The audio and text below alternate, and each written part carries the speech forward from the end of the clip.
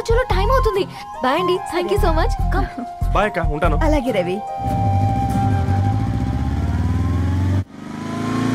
అదిగో ధరణి వచ్చింది. పద పద.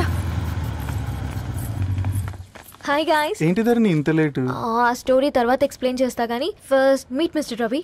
హాయ్. Hi bro. ఏంటి మన ఫ్రెండ్స్ ఎవరూ కనిపించట్లేదు? అందరూ హ్యాండ్ ఇచ్చారు. సాక్షి సంతకం పెట్టాల్సిన సందీప్ గారు కూడా. నువ్వు తన్ని సాక్షి సంతకం పెట్టడానికి తీసుకొచ్చినట్టున్నావు. Please come bro.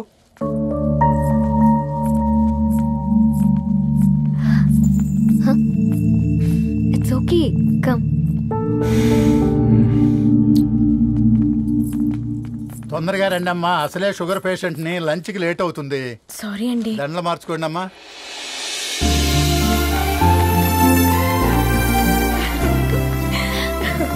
Congrats guys. Thank you.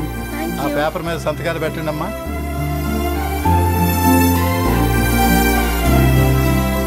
చెయ్ రవి.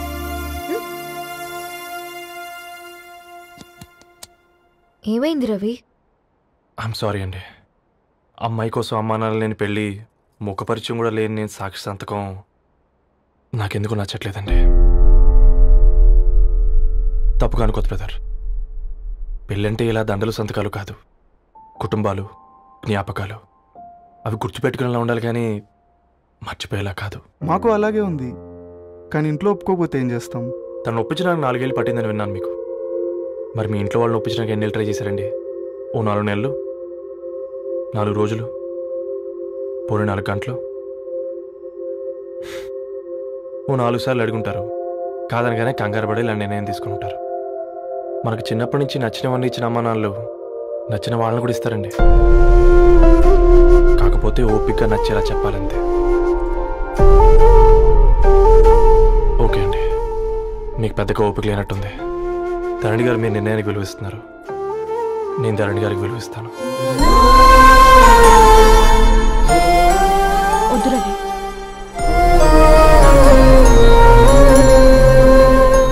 మా నిర్ణయానికంటే నీ మాటలకు విలువివ్వాలనిపిస్తుంది. అవును బ్రో, మా పెళ్ళి మా వాళ్ళ మధ్య జరుగుతుంది.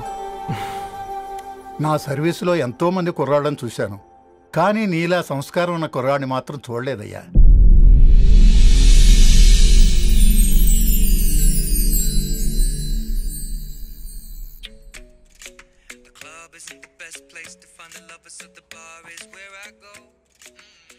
ధర్ని, అలా మ్యూజిక్ వింటూ పుస్తకం ఎలా చదువుతావే? మూవీ చూసేటప్పుడు బ్యాక్గ్రౌండ్ స్కోర్ కావాలి కదా, నాకేది అలాగా. చదివింది చాలే. మీ నాన్నగా నువ్వు కూడా పరీక్షలకి ప్రిపేర్ అవుతున్నట్టుగా చదువుతుంటావు. హలో, చెప్పరా సాంబు, అమ్మాయి పెళ్లి కుదిరిందా? కంగ్రాచులేషన్స్ రా. ఇంతకెవర్రా? అమ్మా, మీది అరేంజ్డ్ మ్యారేజ్ కదా, నాన్న నీకు చూడగానే నచ్చాడా? పెళ్ళైన సంవత్సరం వరకు ఆయన మొహం కూడా ఎలా ఉంటుందో నాకు సరిగ్గా తెలియదు. అంటే ఏ ఫీలింగ్ లేకుండానే మ్యారేజ్ చేసుకున్నావా? యాక్చువల్లీ పెద్దనే పుట్టిన తర్వాతనే ఆయన మీద నిజమైన ఫీలింగ్ కలిగింది. అది వయసుతో పాటు పెరుగుతూనే ఉంది. నిజానికి ఫీలింగ్స్ ఎప్పుడూ కలుగుంటాయి, నాకు తెలియడానికి టైం పట్టింది అంతే. సరే సరే, పడుకో. గుడ్ నైట్ మా. Good night.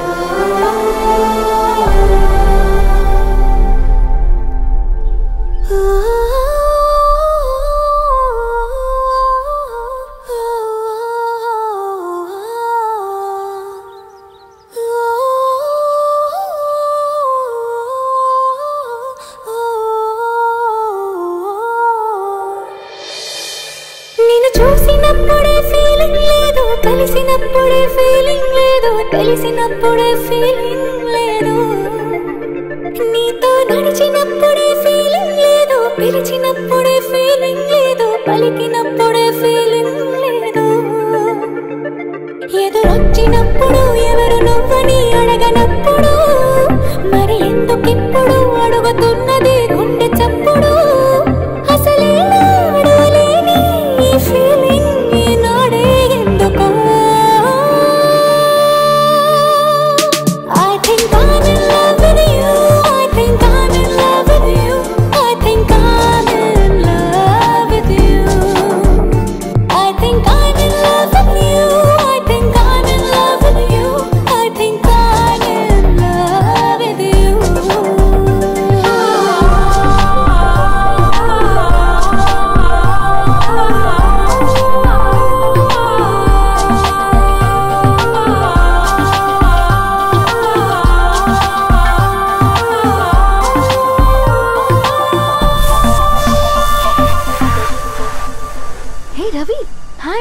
ధరణి గారు మీరా? హే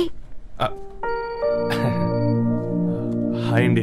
ఇక్కడ కూడా నువ్వే పేపర్ వేస్తున్నావా? లేదండి. మరి ఏదైనా బిల్ కోసం వచ్చావా? లేదండి, ఇంటర్వ్యూ కోసం వచ్చాను. ఇంటర్వ్యూ కోసమా? పోయింది. ఆ, అసలు నీ క్వాలిఫికేషన్ ఏంటి? బీటెక్ చేశానండి. బీటెక్? సీరియస్లీ?